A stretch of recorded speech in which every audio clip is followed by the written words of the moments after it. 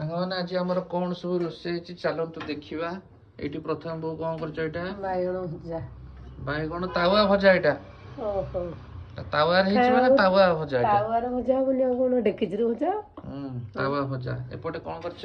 ଏଟା ବନ୍ଧାକୋବି ତରକାରୀ ହେଇଛି ଆଉ ଏଥିରେ ସବୁ ପଡିଛି ଆମର ଗାଜର, ବିଟ, ଆଳୁ, ମଟର ଛୁଇଁ ବୋଧେ ପଡିନି। ନା ଆଚ୍ଛା ଟମାଟର ଏଇଆ ପଡିଛି ଆଉ ଏଠି କଣ ରହିଲା?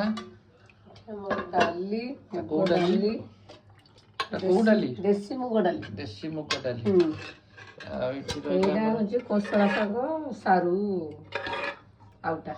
ଶାଗ ଆଉଟା। ଆଉ ତା ତଳେ ଗୋଟେ କଣ କହିଛ? ଗୋଟେ ନାଇଁ ତା ତଳଟା ଖାଲି କିଛି ନାହିଁ, କିଛି ନାହିଁ।